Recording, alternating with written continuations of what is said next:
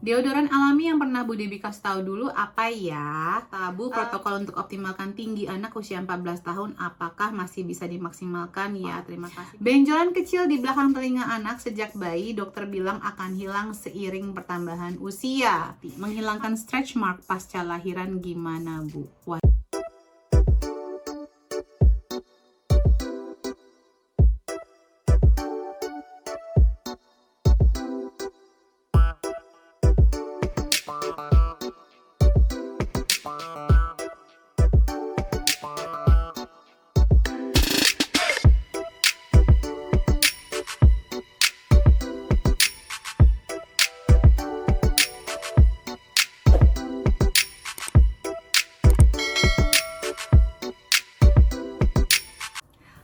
Kembali lagi dalam segmen Tanya Sehat Debbie bersama saya Debbie Jamri, your favorite naturopathic practitioner. Segmen ini adalah dimana teman-teman bisa bertanya apapun lewat akun Road of Life UK. Setiap weekendnya ada segmen Q&A di story-nya. Nanti teman-teman bisa bertanya dan saya akan jawab lewat kanal YouTube ini. Semoga jawaban saya bermanfaat. Jadi kalau bermanfaat, jangan lupa untuk di-share agar kita semua mendapatkan manfaat yang luar biasa dari kesehatan alami ala naturopati.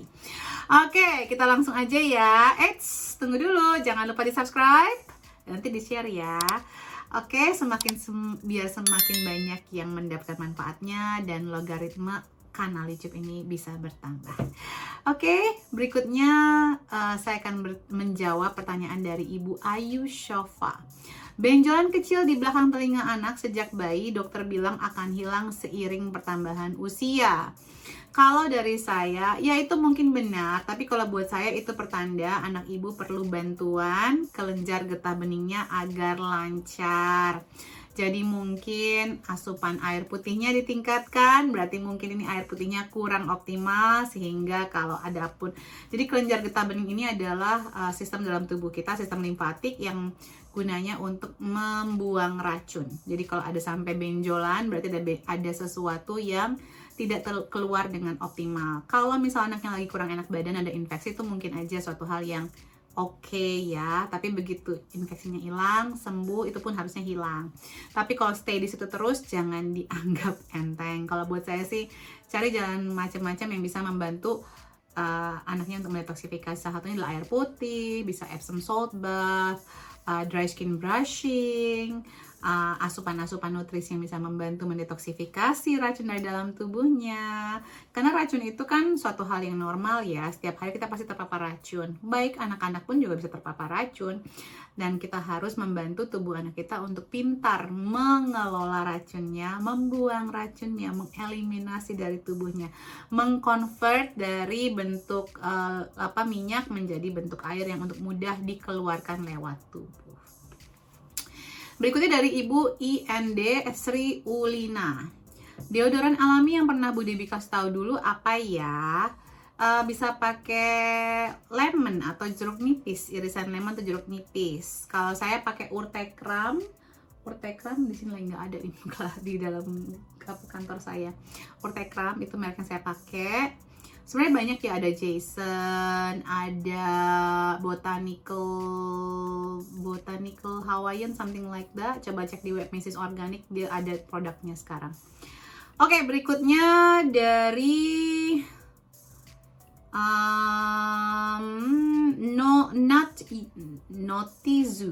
Notizu. Bagaimana cara sembuhin mucosal anak 4 tahun, Bu? Sudah 1 tahun belum sembuh, kata dokter nanti sembuh sendiri. Kalau saya sudah setahun, saya akan mencoba mencari solusi lain daripada menunggu-nunggu sembuh sendiri aja. Yang pertama, coba dicek food sensitivity IgG anak-anaknya. Jadi siapa tahu ini bisa memicu kondisi ini. Apapun yang berbentuk pertumbuhan yang tidak seharusnya itu kita harus hindari. Walaupun memang mucosal itu sesuatu yang belum tentu berbahaya, tapi ya kalau udah lebih setahun terlalu lama lah untuk ngendon di situ ya. Jadi coba dicek food sensitivity-nya, dicek vitamin D levelnya, dicek zinc levelnya. Kenapa? Kita pengen memastikan anak kita itu punya imun sistem yang bagus. Jadi tidak ada virus atau parasit yang bisa tumbuh dengan mudah. Terus bisa disemprot dengan colloidal silver secara rutin sehari 3 kali. Colloidal silver dari Sovereign Silver bisa. Terus tingkatkan asupan yang bernutrisi. Jangan dibiasakan anak-anaknya untuk mengkonsumsi daging-dagingan yang tidak organik, antibiotik yang terlalu sering. Kan saya udah kasih protokol-protokol untuk batuk, pilek, demam, dan muntah dan diare ya, biar teman-teman tidak terjebak dengan menggunakan obat-obatan kimia terlalu sering, terutama antibiotik, karena kasihan nanti kalau anak-anaknya keseringan antibiotik nanti malah tidak mampu melawan bakteri atau parasit secara optimal, secara seharusnya ya gitu. Karena kan sebenarnya kalau commensal bakteria itu mudah sekali tubuh kita untuk melawan dengan protokol naturopati. Oke, bisa menambahkan garlic ya Bu, bawang putih, kasih fermented garlic tuh anaknya dibiasakan mulai dari airnya dulu, air madunya dulu yang sudah difermentasi.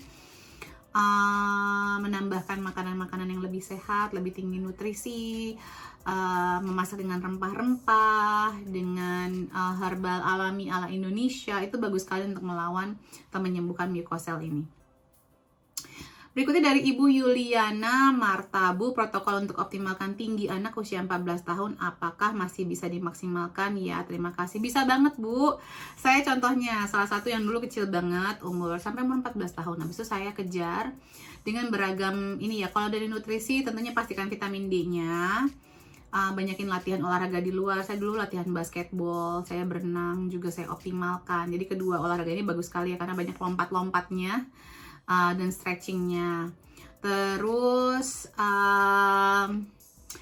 vitamin D harus optimal, zinc harus optimal, terus juga lemak sehat harus optimal. Jadi jangan banyak dikasih goreng-gorengan, justru banyakin lemak sehatnya ya. Oke, berikutnya dari Olga Syabila, Bu Dep, apakah IUD non hormonal tembaga menghambat penyerapan nutrisi? Enggak sih, harusnya sih Bu, tapi mungkin kalau memang ada kenyataan penyerapan nutrisi, diukur aja Bu. Ini kan tembaga itu biasanya temenannya adalah zinc ya, jadi Ibu tinggal cek aja zinc levelnya. Ya memang kalau itu dalam tubuh kita, sama kayak kita menggunakan mungkin alat masak yang mengandung tembaga ya, menggunakan alat masak tembaga itu bisa pengaruh kekurangan zinc. Jadi Ibu bisa cek kan, zinc level kan bisa dites Bu. Jadi lebih baik dicek kalau memang Ibu menggunakan IUD non hormonal yang mengandung tembaga.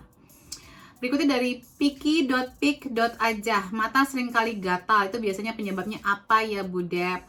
Bisa karena alergi bisa dari makanan, dicek food sensitivity-nya, food IgE-nya, bisa dari udara juga, karena kayak di sini ada yang namanya alergi dengan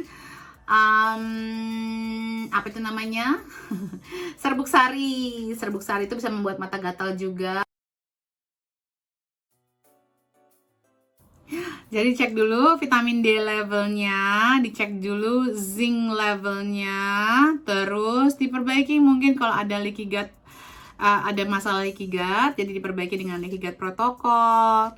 Sebenarnya banyak makanan-makanan yang bisa membantu growth hormone dari anak-anak kita, tapi mungkin banyak teman-teman yang tidak tahu atau tidak memasukkan secara intensif ke dalam tubuh anak-anaknya. Kayak makanan tinggi zat besi. Zat besinya harus dicek terus ya, dan bukan hanya dari protein hewani ya, sebenarnya dari kacang-kacangan, kacang hitam, kacang hijau, chickpeas, sayuran hijau, lentils, biji-bijian. Vitamin C itu harus optimal. Itu kan dari mana sumbernya? Dari lemon, dari sayuran hijau, buah-buahan berries, makanan tinggi selenium, Brazil nut, daging grass fed, chia seed, jamur, oat bran, sunflower seed. Pastikan untuk merendam kacang-kacangan dan biji-bijian agar asam fitatnya keluar dan tidak mengganggu penyerapan nutrisi lainnya. Makanan tinggi zinc, makanan tinggi kalsium, makanan lemak sehat, rempah-rempah, makanan tinggi vitamin B12, folat, magnesium, antioksidan, vitamin B1, banyak ya. Nah itu dulu dikejar sebelum pakai suntik. Jangan semuanya suntik. Kasian anaknya, kasian. Kurang nutrisi itu sebenarnya. Berikutnya dari Erina Deslinawati. Menghilangkan stretch mark pasca lahiran gimana, Bu? Waduh.